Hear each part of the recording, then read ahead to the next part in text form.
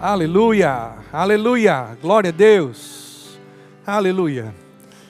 Vou cantar mais um pouco aí, Bruno? Você? Aleluia. Você pode levantar as suas mãos, fica de pé aí, por favor. Oh, aleluia. Fala isso para ele. Cumpre em mim o teu querer, faça o que está em teu coração. Cada dia eu queira mais e mais estar ao seu lado. Oh, aleluia, Pai, nós te damos graças por essa noite. Obrigado pelas verdades esclarecidas, Pai, no nosso coração. Obrigado porque a sua palavra, ela é a verdade absoluta para a nossa vida. Sabemos que existem verdades que são medidas, que são relevantes e irrelevantes, mas, Pai, a sua palavra, ela é absoluta, Pai. Nós não podemos relativizar a sua palavra. Ela é digna de toda aceitação e nós aceitamos a sua palavra inspirada pelo seu Espírito. Eu te dou graças por você desfazendo sofismas, fortaleza nessa noite em nossa mente. Obrigado por sua bondade, pela sua unção. Espírito Santo, você é o meu melhor amigo e você está aqui nessa noite para nos ensinar e nos lembrar das coisas que Jesus falou. Obrigado por pais e mães sendo alcançados nessa noite, não só aqui presente, mas que irão assistir também essa escola de hoje. Eu te rendo graças por sua bondade, eu te rendo graças por seu grande amor, Pai. Te damos graças por essa noite, em nome de Jesus. Você pode dizer amém? Oh, aleluia. Obrigado, bandinha. Oh, aleluia. Glória a Deus. Você pode dizer, Deus é bom. Aleluia, que bênção, gente, maravilha, que bom estar aqui com vocês nessa noite em falar sobre um tema tão necessário nos nossos dias. Esse tema ética cristã é um tema muito necessário, principalmente hoje no nosso país. Nós vamos entender um pouco o que significa ética, o que significa ética cristã, vamos entender algumas coisas e vamos ouvir algumas verdades extraídas da palavra e fazemos algumas ligações com algumas coisas que estão acontecendo na nossa nação. E eu e você como pai e você como mãe, nós precisamos cuidar da herança do Senhor, ao qual Deus colocou em nossas mãos para cuidar. Você sabia que talvez você está aqui pela primeira vez, ou se você está ouvindo isso pela primeira vez. Mas a responsabilidade de educar filhos não é da igreja, nem da escola. Quem é pai e mãe aqui? Levanta sua mão. Diga a responsabilidade de educar meu filho. Diga a minha. Não é do avô, não é da avó, não é de tios. A não ser quando tem alguns contextos que fogem do que é normal, né? O que é normal? O pai e uma mãe criar. Às vezes o pai e a mãe morrem, às vezes os avós criam os filhos, as tias criam. Mas assim, a gente precisa entender que nós não podemos terceirizar a educação dos nossos filhos. É responsabilidade nossa. E esse tema, na verdade, tem o propósito de nos alertar quanto a algumas coisas, nos trazer algumas reflexões de como está o nosso posicionamento de fé, o nosso posicionamento de cristão, e como está no nosso dia a dia, como nós estamos instruindo os nossos filhos e de quem eles estão recebendo a maior influência. Pode passar o primeiro slide, por favor? Pode passar? Ok, obrigado. O que significa ética? Ética é o ramo da filosofia que estuda os princípios que orientam o comportamento humano. Diga, comportamento humano.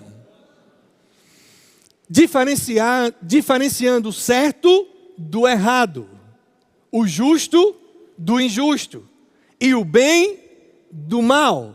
Dá para perceber que só por esse significado aí, o assunto de hoje é tão importante nos nossos dias, principalmente na nossa nação. Porque somos brasileiros. Somos cristãos, é verdade, mas o fato de termos nascido de novo e sermos cristãos não elimina o fato de sermos cidadãos brasileiros. Então essa ética, por favor, pode deixar por favor o slide. Essa ética, na verdade, serve tanto para a nossa vida como brasileiro, como também cidadão celestial. A gente vai ver algumas coisas hoje. O significado da palavra no grego é ethos, que é hábito, modo de ser. Ela busca o caráter e as reflexões sobre ações, indo além das regras impostas pela sociedade.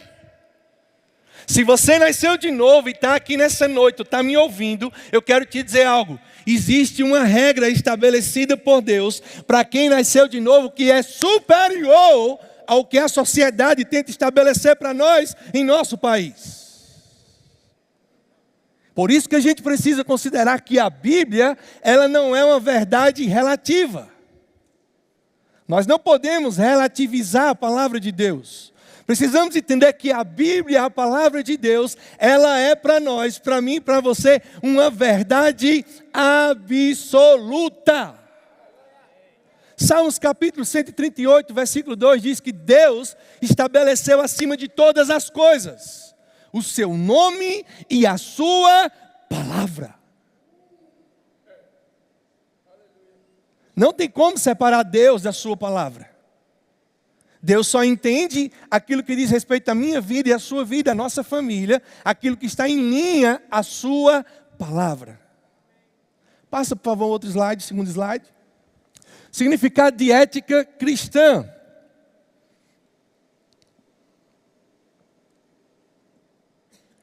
É o conjunto de princípios morais e valores. Diga, princípios morais e valores, baseados na Bíblia. Isso é o significado de ética cristã. É o fato de que eu e você, nós baseamos a nossa vida de acordo com a Bíblia. E aqui eu não estou querendo pregar a respeito de perfeição, gente, não é isso. Até porque a própria Bíblia diz que nós estamos em um processo de aperfeiçoamento. O que não pode é eu e você, como cristãos, como pessoas que nós nascemos de novo, nos conformarmos com aquilo que vai de encontro com a palavra. Porque a ética cristã são princípios e valores, princípios morais e valores, baseados na Bíblia, Antigo e Novo Testamento, e nos ensinamentos de Jesus Cristo, visando guiar o comportamento humano para a santidade. Amor ao próximo, diga, amor ao próximo. Mas não é o amor que o mundo aí fora tem pregado e que a gente precisa aceitar todas as coisas, não. É o amor ao próximo da maneira que Deus ama. Porque Deus ama para provocar e promover transformação. Não conformismo. Amor ao próximo e amor a Deus. Ética cristã estabelece o que Deus aprova ou desaprova. Não é porque, na verdade, não é para desagradar o meu irmão, a minha irmã, a minha tia, o meu tio, ou o meu familiar, que eu vou concordar com ele. Ei. Se eu não concordo com Deus e concordo com o familiar, quem quer que seja, diante de Deus, eu não estou correto. Em vários contextos, principalmente em Atos, a Bíblia diz que os discípulos, em situações adversas, eles disseram, importa agradar a Deus do que agradar aos homens. Era chibata comendo, a pancada descendo, eles disseram, ei, importa agradar a Deus do que agradar aos homens. Isso é ética cristã, posicionamento firme, de acordo com a verdade. Bota por favor novamente o slide. A ética estabelece o que Deus aprova ou desaprova, servindo como padrão, diga padrão. Padrão de conduta. Nós não podemos ser movidos por modismos. Nós não podemos ser movidos por ideologias que vai de encontro à palavra de Deus. Nós não podemos ser movidos por aquilo que talvez até autoridades estabeleçam na nossa sociedade, mas que vai de encontro ao que Deus estabeleceu. E isso é ética cristã. É um comportamento, é um padrão, por meio de princípios e valores estabelecidos por Deus através da sua palavra. E nós não podemos abrir mão da verdade. Passa, por favor, o próximo slide. Oh, aleluia. Isaías capítulo 5, versículo 20, diz assim: ai dos que ao mal chamam bem, e ao bem mal, que fazem das trevas luz, e da luz trevas, e fazem do amargo doce, e do doce amargo. Esse contexto que o profeta Isaías se levanta para falar isso aqui, profetizar a respeito disso, era um contexto ao qual Judá e Jerusalém estavam passando por uma crise de identidade, não podemos dizer cristã, mas identidade divina. Mistura de conceitos, mistura de comportamentos. Concordância com aquilo que Deus não concordava. Isaías se levanta e diz: ai daqueles que chamam o mal por bem e o bem por mal, o amargo por doce e o doce por amargo. É um contexto ao qual, infelizmente hoje, uma parte da igreja brasileira vive esse contexto. No que diz respeito a relativizar o que Deus não relativiza. Concordar algo como bom, sendo que Deus não chama aquilo de bom. Agora, você sabia que o fato de não se posicionar, a gente dá lugar para outros se posicionar, seja na nossa família, seja nos influenciando, seja na vida dos nossos filhos? Porque eu não sei se você já ouviu essa frase, e é uma verdade. O diabo, ele senta em cadeiras vazias. Se você não ocupa a cadeira que precisa ser ocupada na vida dos seus filhos, infelizmente vai vir outra pessoa e ocupar. E provavelmente não vai fazer aquilo que era para ser feito no que diz respeito ao que Deus queria que fizesse. Você sabia que hoje, na população brasileira, 85% dos professores, e uma boa parte até se denomina cristãos. Estou falando de professores de escola mesmo. Você sabia que 85% desses professores, eles professam serem comunistas e socialistas? Eu vou fazer uma pergunta para você nessa noite. Você para ver os livros dos seus filhos? Ou você só acredita que pelo fato de talvez estar pagando numa escola boa, e às vezes até uma escola que se denomina cristã, está tudo bem? Dá uma lida nos livros de história. Dá uma lida nos livros, em alguns livros que seus filhos têm de filosofia. A gente faz aqui um aconselhamento com os pais, que geralmente vem aqui apresentar as crianças. Aqui na igreja a gente faz um aconselhamento antes. E a gente sempre deixa claro para os pais sobre não terceirizar essa responsabilidade de educação cristã, sobre o fato de dizer para os pais mesmo que a apresentação aqui na igreja não tira a responsabilidade de viver uma vida sendo a maior influência para seus filhos. Porque se existe uma palavra hoje no nosso tempo que se usa muito, é a palavra influencer. Inclusive hoje dá muito dinheiro. É uma profissão que ninguém nunca sabia que existia, mas hoje existe. Mas eu te pergunto, quem é o maior influencer do seu filho ou da sua filha? Quem é o maior? Será que é você como pai? Será que é você como mãe? Será que sou eu como pai? Será que é minha esposa como mãe? Quem são os maiores influências dos nossos filhos? Ou é aquela pessoa que está lá no YouTube com o cabelo pintado, um homem que às vezes não parece ser homem, uma mulher que não parece ser mulher?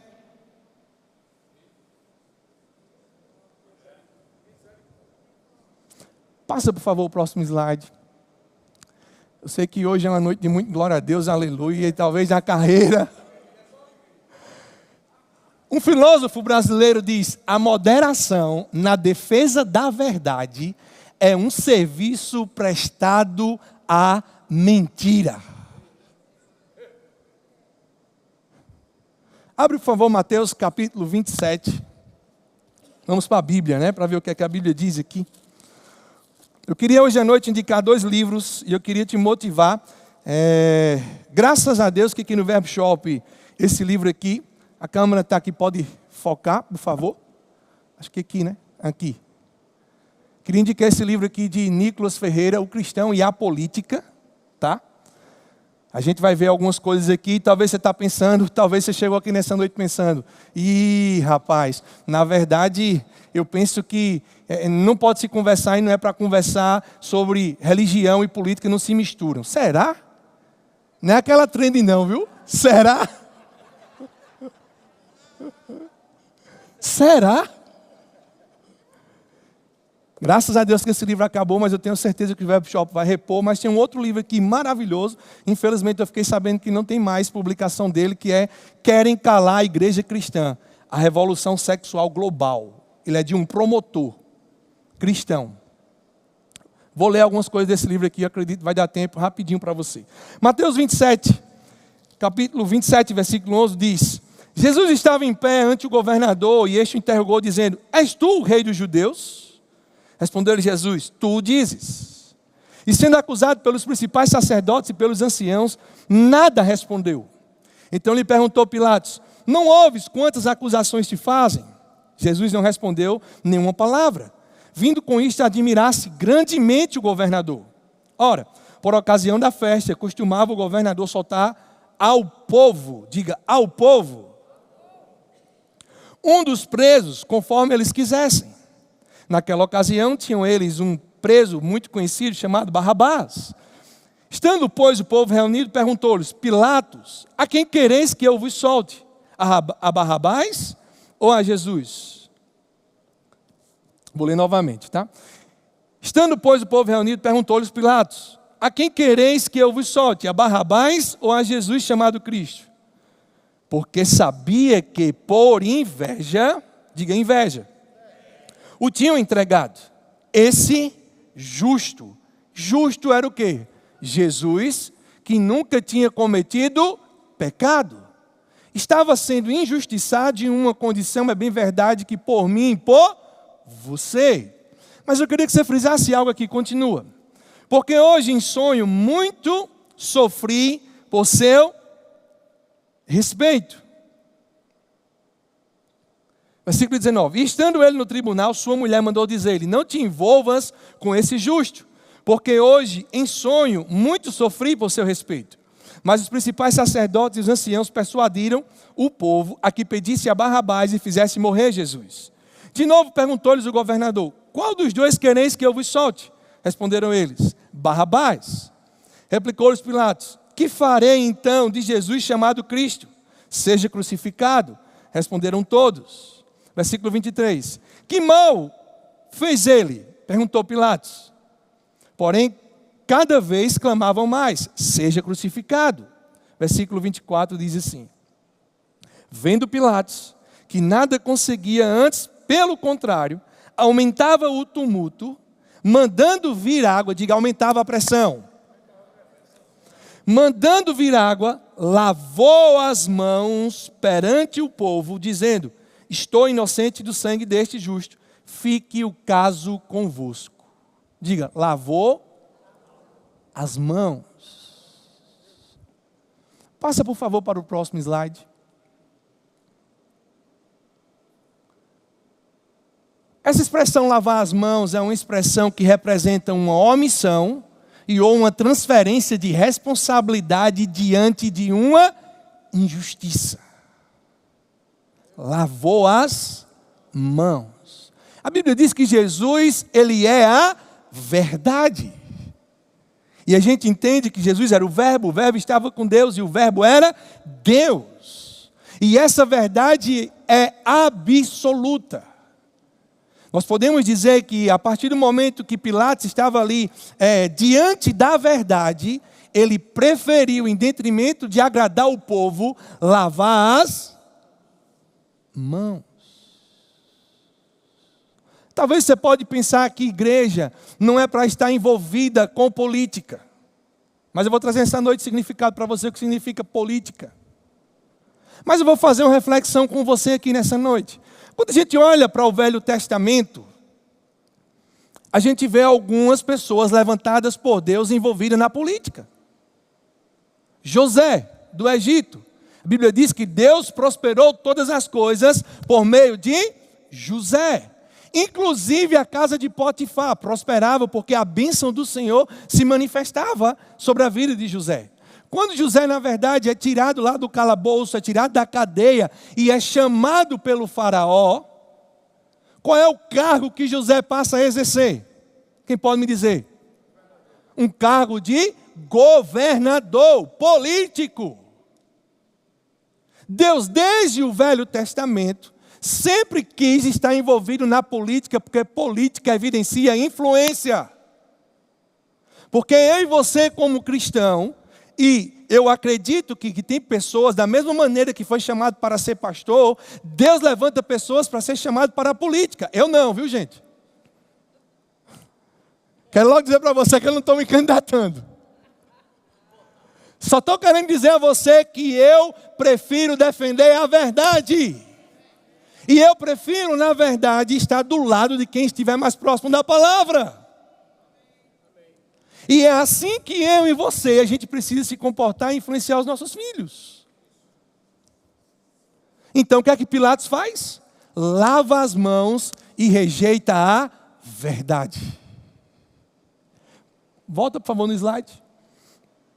A gente vê algumas consequências. Não abre, depois você pode conferir. Eu vou abrir rapidinho aqui só para a gente ganhar tempo. João 18, versículo 37. Olha o que a Bíblia diz assim. Então, é o mesmo contexto, tá? Então lhe disse Pilatos: logo tu és rei. Respondeu Jesus: tu dizes que eu sou rei. Eu para isso nasci e para isso vim ao mundo, a fim de dar testemunho da verdade.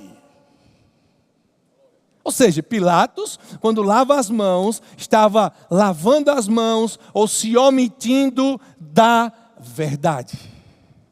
E eu quero dizer para você nessa noite, se eu e você, a gente não tiver um posicionamento seguro, firme, em linha com a palavra, de acordo com a palavra, em relação à política, eu quero dizer algo, infelizmente, nós vamos estar abrindo mão da verdade. Eu sou cristão, sou crente, eu sou marceneiro, pedreiro, médico, professor, seja lá o que for, eu quero te dizer algo, a política alcança todo mundo. Infelizmente, as ideologias que não estão em linha com a vontade de Deus também têm alcançado. Por quê? Porque por muito tempo, o corpo de Cristo no Brasil, da mesma maneira que dizia que TV era algo do diabo, fundamentou o seu estilo de vida, o seu comportamento, o seu posicionamento em uma mentira. Dizendo que política não tinha nada a ver com Deus, era totalmente satanista, era totalmente do diabo. Infelizmente, por causa de confissões e posicionamentos contrários à vontade de Deus, realmente o diabo tem tomado de conta de uma boa parte da política. Mas nunca foi vontade de Deus, porque política é influência, é governar, é gerir pessoas, é tocar a vida de pessoas. E se não tem pessoas chamadas por Deus ali, que foram chamadas por Deus, que nasceram de novo, para tocar a vida de pessoas com influência divina, infelizmente quem vai tocar as pessoas são elas, ou são outras pessoas que servem ao diabo, têm influência do diabo, que vai tocar a vida de pessoas. E hoje nas escolas do Brasil tem acontecido isso. Vou te dar alguns relatos. Deixa eu te dar um relato aqui. Você sabia que 70% dos jovens que são cristãos, confessam que são cristãos. Eles entram na universidade, mas quando saem de lá, eles largam a fé, inclusive não voltam nem mais para a igreja? Isso é comprovado estatisticamente. Porque, infelizmente, é uma verdade. Tivemos e temos um presidente que no governo que ele passou no nosso país, foi feito muitas escolas, muitas universidades. Mas eu vou só te fazer uma pergunta para você pesquisar. Seja um pesquisador. Qual foi a proposta?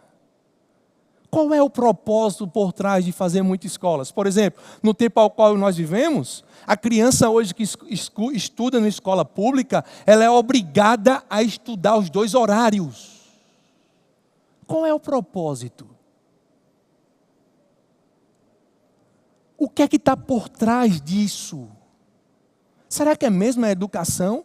Onde o país nunca sai, pelo contrário, quando você vai pesquisar, o país só vai de ladeira abaixo no que diz respeito à educação nacional? Será que é mesmo a educação? Será que é mesmo essas crianças passar na escola pública, ali na verdade o turno da manhã e o turno da noite? Eu lembro que eu estava atendendo um cliente em Umbuzeiro, há uns 12 meses atrás, e conversando com ele, e a gente conversando sobre alguns assuntos, sobre o comunismo, sobre o socialismo, sobre o que está acontecendo no nosso país, e eu tentando aconselhar ele, até pedir para ele assistir algumas escolas de paz. Ele disse: Edivan, eu vou fazer o quê? É uma pessoa que não tem muita exposição à palavra, mas eu vou fazer o quê? Hoje os meus filhos são obrigados a estar os 2 horários, manhã e tarde, em uma escola pública. Quando chegam à noite, chegam cansados para dormir. Mas passaram o dia todo escutando um professor dizendo tudo aquilo que eu não queria que dissesse. Só pesquisa mais um pouco. Por favor, volta novamente aqui o slide. Então, como consequência da omissão, Pilatos, na verdade, foi destituído do cargo entre 36 e 37 depois de Cristo. Teve perda de proteção. Lembrando que ele foi um líder fraco e teimoso e, infelizmente, se tornou exilado e cometeu suicídio. Passa, por favor, o próximo slide. Nós temos aqui um exemplo bíblico. Saul foi omisso e evidenciou meia obediência a Deus. Diga, meia obediência. Meia obediência para Deus, querido, não é obediência. Assim como não existe meia verdade. Para Deus, não. Saul foi omisso e evidenciou meia obediência a Deus com medo de perder a afeição do povo. Sabe aquela ideia? O que é que meu tio vai pensar? O que é que meu primo, a minha prima, o meu irmão, a minha irmã vai pensar se eu não me posicionar firme por aquilo que a Bíblia diz que é para me posicionar?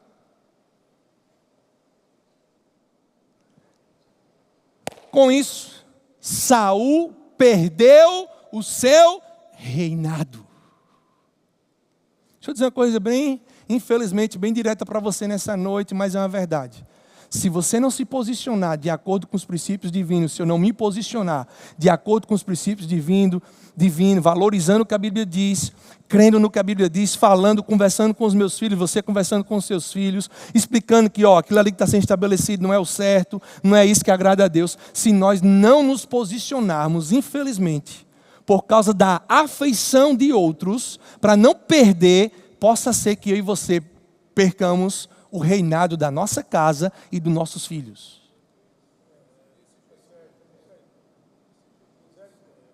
Pesquisa.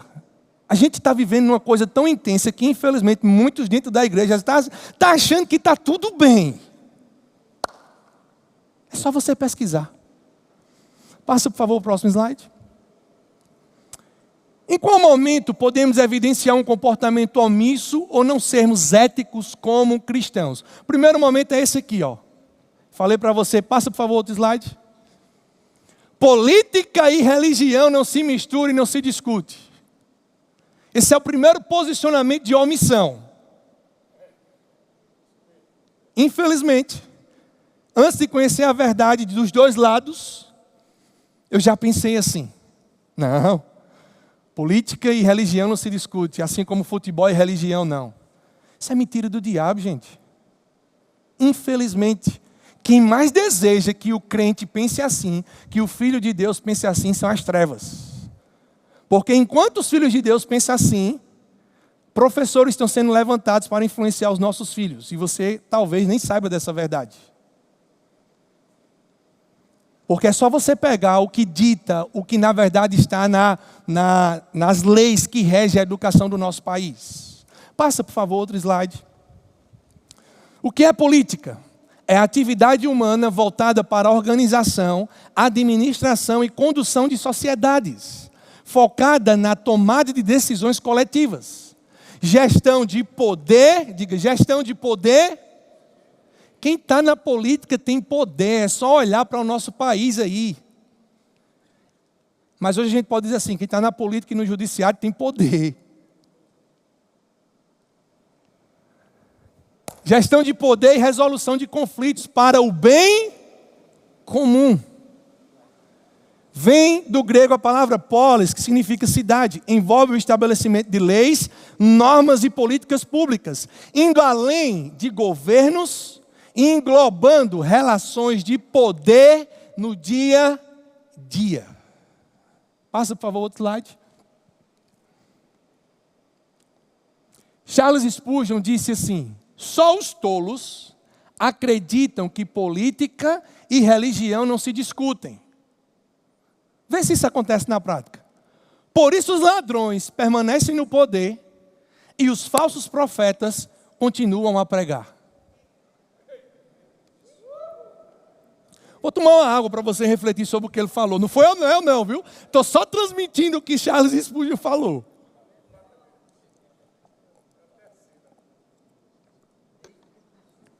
Só os tolos acreditam que política e religião não se discutem. Por isso os ladrões permanecem no poder e os falsos profetas continuam a pregar. Você já percebeu, eu vou te mostrar na palavra, que quando o cabo é ladrão, ou quando os ladrões têm costume de roubar, ele fala muito em ajudar os pobres.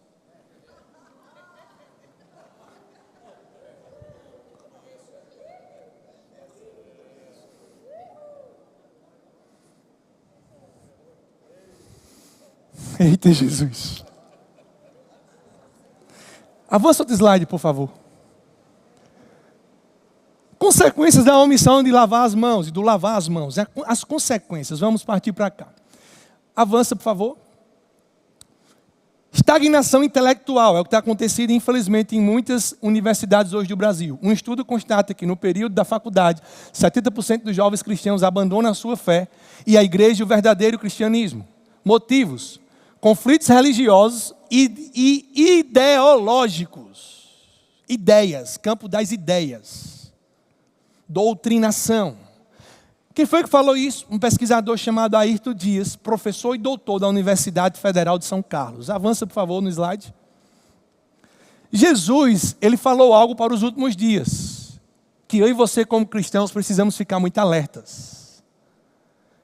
Se você não fez o Rema ainda, eu te motivo a fazer uma das matérias que tem no Rema, na verdade, fundamentando algumas coisas doutrinárias. É a matéria de Gálatas.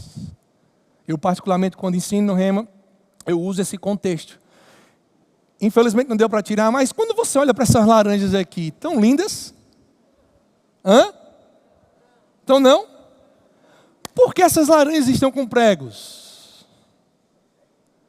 Porque os bandidos colocam elas, na verdade, nas pistas, né? Nas rodovias, com o propósito, com a proposta de que quando alguém vem com um carro ali, passar por cima, simplesmente pensar que são laranjas. E os pregos, na verdade, faz o quê? Fura os pneus, e aí, na verdade, é um precedente para que aquele carro seja assaltado, roubado, danificado, tenha prejuízo. Mas são laranjas que talvez sejam até doces, que parecem até bonitas, mas tem prego por dentro. Infelizmente, abra aí, por favor, Mateus capítulo 24, você está bem pertinho. Mateus capítulo 24, versículo 3, a Bíblia diz: no Monte das Oliveiras, achava-se Jesus assentado, quando se aproximaram dele os discípulos em particular, e lhe pediram: dize-nos, quando sucederão estas coisas? E qual sinal haverá da tua vinda e da consumação do século? E ele lhes respondeu: vede que ninguém vos engane. A palavra engano aqui é a palavra planal, que significa fazer alguém se desviar do caminho reto, induzir ao erro, afastar-se da verdade. Lembra que a gente leu ainda agora a estatística que 70% dos jovens que entram na universidade, isso acontece com eles? Por quê? Existe algo chamado o espírito do engano, atuando desde quando Jesus foi assunto aos céus. E a cada dia que se aproxima da volta de Jesus, vai ficando mais forte. E a gente precisa identificar. 1 Timóteo, abre por favor.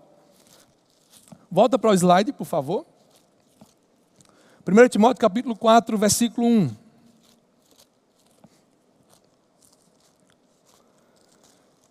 Diga, oh, aleluia! Sei que você está recebendo tudo aí. 1 Timóteo capítulo 4, versículo 1 diz, ora, o Espírito afirma expressamente que, nos últimos tempos, alguns apostatarão da fé. Esse apostatar aqui, não é o diabo chegar de uma vez assim e dizer assim, ei, vamos sair da verdade. O que é que tu está fazendo aí? Vamos! Porque o melhor caminho é a mentira. Não, o diabo não vai fazer isso. Mas ele vai tentar introduzir algo que se parece bom e se parece a verdade, mas a motivação na verdade é distanciar o Filho de Deus, o cristão, de quê? Da verdade. Esse apostatar aí é dar um passo de maneira lenta, de cada vez se distanciando da verdade. Isso é o apostatar da fé. Não é de repente, pum, não. É de maneira lenta. E às vezes acontece com pessoas o quê? Passa a relativizar a verdade. Não, isso aqui tem nada não, isso é besteira. Pensar em igualdade como o socialismo pensa, em distribuir todas as riquezas para os pobres, parece até bonito e parece até besteira. Mas vai buscar a fundo qual é a motivação que tem ali. A fundo é o Estado ser detentor de todas as coisas e ser autoritário sobre todas as coisas. Inclusive deter o poder sobre os teus filhos e os meus filhos, sobre tua família e sobre minha família. Por isso que se prega tanto sobre igualdade, sobre direitos. E eles usam a figura de Jesus para dizer que Jesus era um socialista. Jesus era um socialista, mas não mandava furtar a terra de ninguém.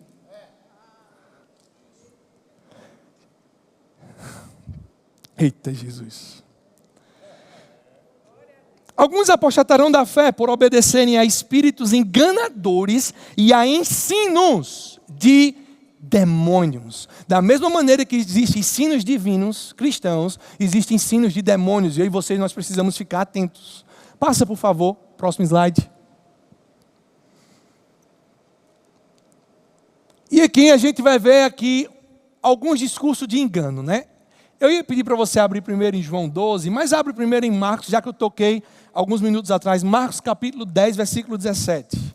Lembra do discurso que eu te falei, que geralmente quem gosta de roubar sempre tem um discurso pensando no pobre?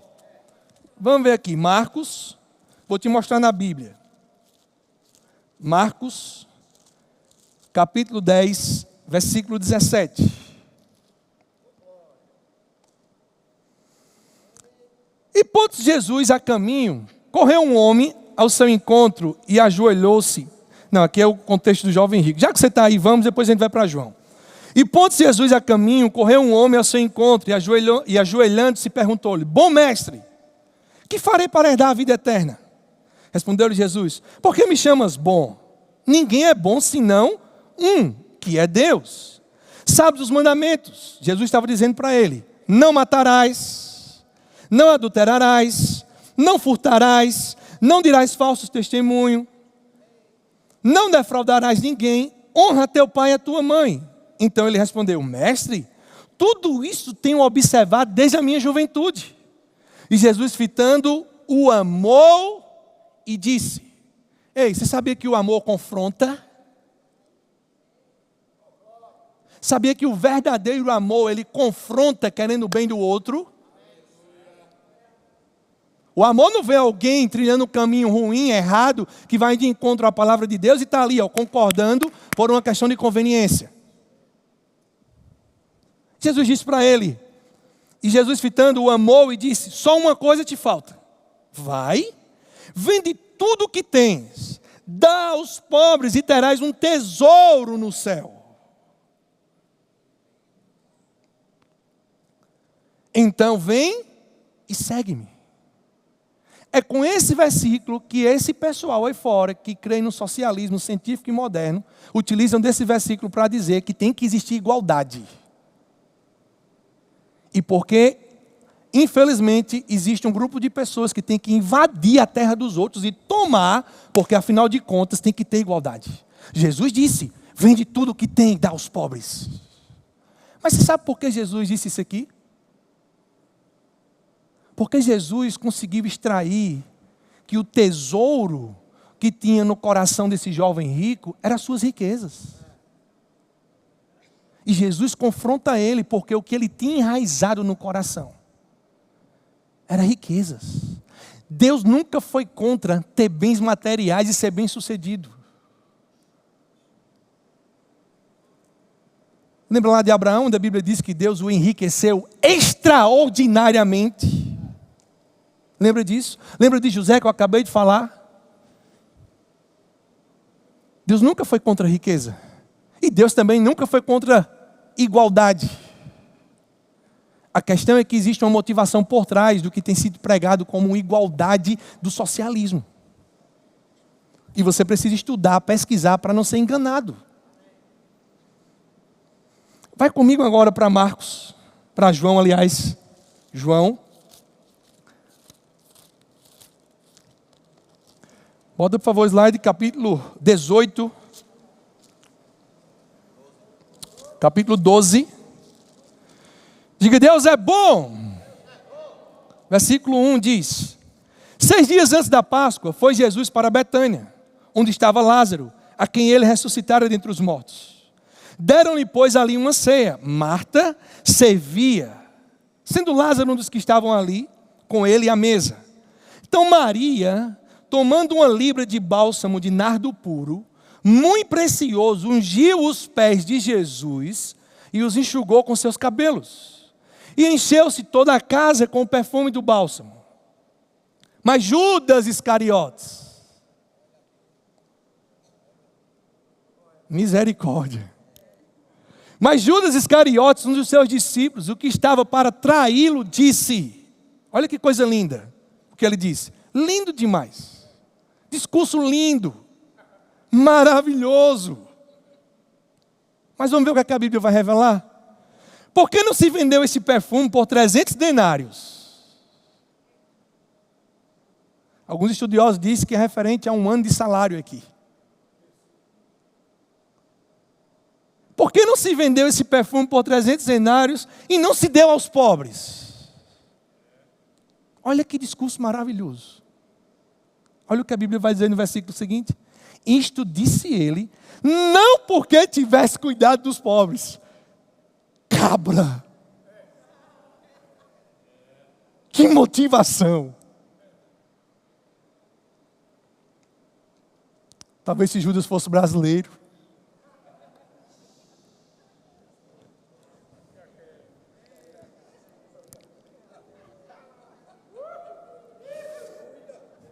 Isto disse ele não porque tivesse cuidado dos pobres, mas porque era ladrão e tendo a bolsa, tirava o que nela se lançava. Dá para ver que existem alguns discursos belos.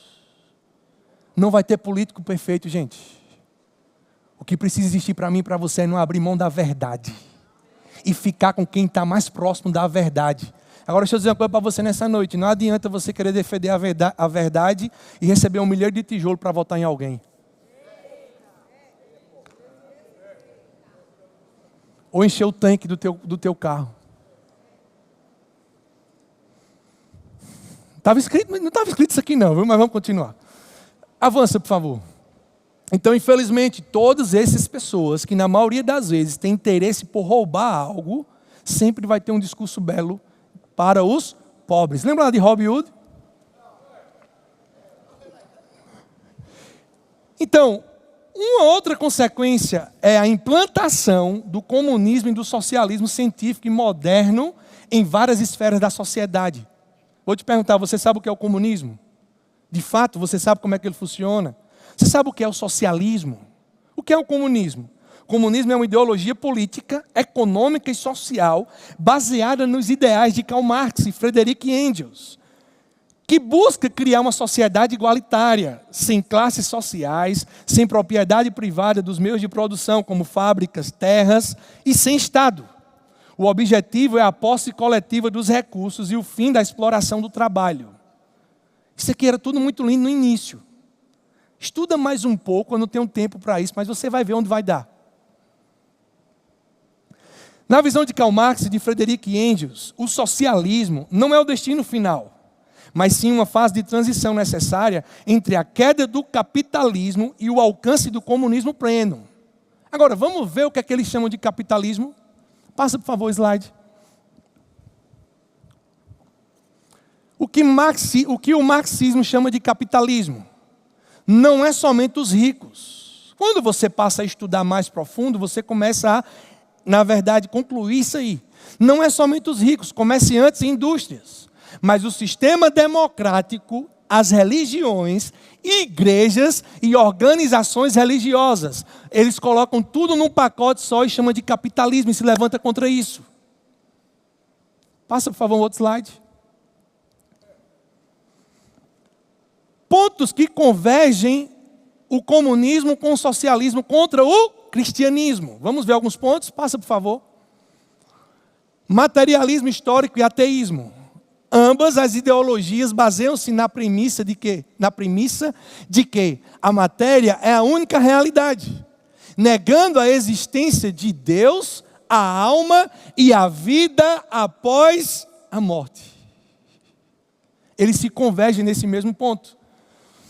O marxismo considera a religião uma forma de alienação. Por isso que eles se levantam tanto contra o cristianismo. Porque para eles, na visão deles, é que os cristãos são alienados. Que distraem as pessoas da realidade material e da luta por justiça social. Outra coisa aí que parece bela, justiça social. Passa, por favor. Coletivismo contra o indivíduo. O cristianismo valoriza a dignidade individual e a liberdade de consciência, ou seja, livre-arbítrio. Já o comunismo e o socialismo marxista focam no coletivo, onde o indivíduo é visto apenas como parte do todo, estado ou classe social, destruindo a liberdade individual, ou seja, tira o livre-arbítrio. Passa, por favor. Um outro ponto é a oposição à família tradicional. O comunismo vê a estrutura familiar tradicional, homem, mulher e filhos, como uma instituição que gera identidade própria e fidelidade fora do Estado, o que rompe com o controle coletivista. A fé cristã reforça essa estrutura familiar, tornando-se alvo dessas ideologias. Por isso que eles querem tanto o quê? Distorcer o que é a família tradicional. Aí deixa eu dizer uma coisa para você nessa noite. Muitos dos nossos filhos brasileiros estão recebendo muito disso aí na escola, tá? Deixa eu só passar. Tem um vídeo aí, por favor. Passa, por favor. Tem um vídeo aí, Alexandre. Passa aí, por favor. Assiste isso aí. And the progress we've made over these past years, there's still work to be done. So to those of you out there who are still working against equal rights, we have a message for you. You think we're sinful? You fight against our rights. You say we all lead lives you can't respect. But you're just frightened. You think that we'll corrupt your kids if our agenda goes unchecked. Funny, just this once, you're correct. We'll convert your children.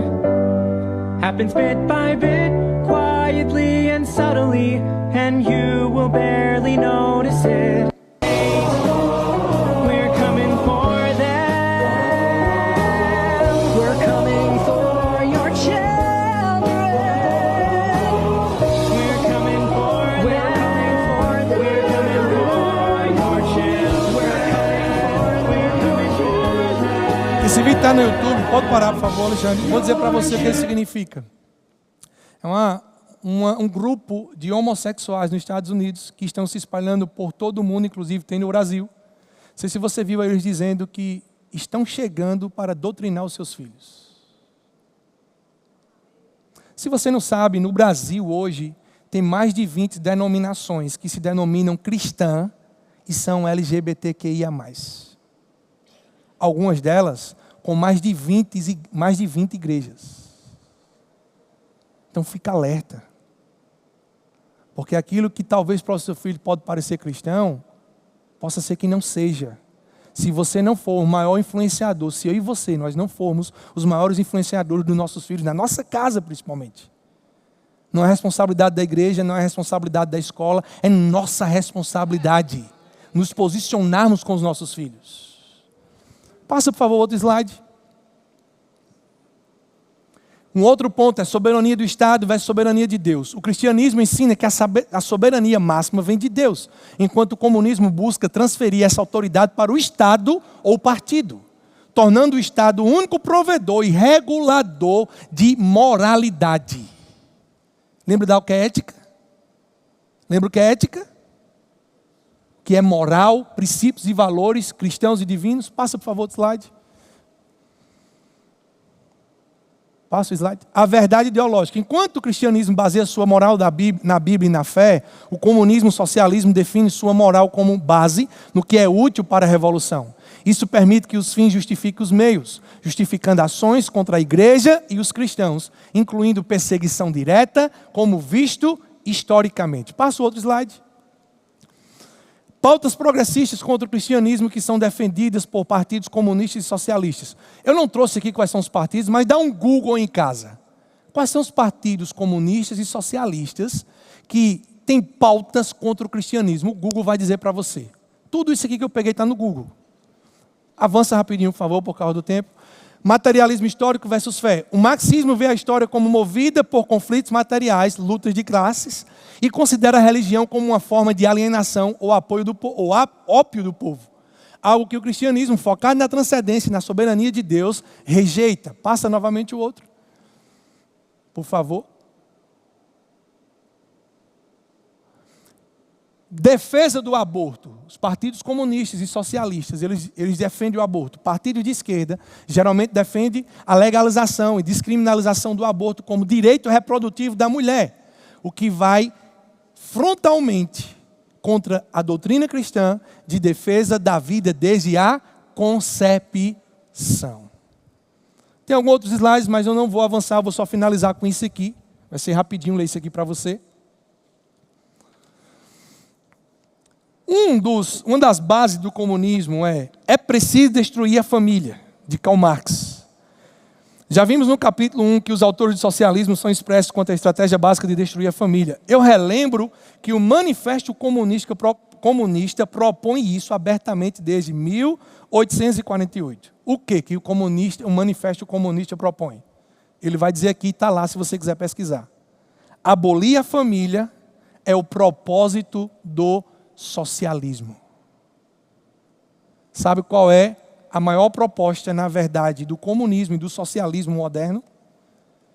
Destruir a família, construindo uma nova família que não está nos padrões divinos, e destruir o cristianismo. Quer ver um exemplo de comunismo e socialismo? Olha para a China. Antigamente, no início do comunismo, a ideia deles era se levantar, na verdade, contra o capitalismo econômico. Mas hoje a guerra ela passou para um nível cultural e ideológico. Se você não tiver atenção e cuidado com os teus filhos, infelizmente, o negócio está muito mais avançado do que você imagina. Você precisa cuidar dos seus filhos, eu preciso cuidar dos meus filhos, para que, na verdade, os meus filhos, por meio da minha vida, e os seus filhos, por meio da sua vida, saibam o que é a verdade. E que, como família, possamos viver, de fato, o que significa a ética cristã. Então, eu motivo você a comprar esse livro aqui, que vai te abençoar muito. E, infelizmente, esse outro livro aqui não tem mais. Mas a gente pode ver uma maneira de você ter acesso para você se persuadir de algumas coisas. Mas tem muita coisa na internet, gente. É só você ser um pesquisador. Amém? Glória a Deus por sua vida. Deus abençoe. Eu acredito que o propósito dessa noite foi cumprido, de trazer esclarecimento de algumas coisas. Pastor?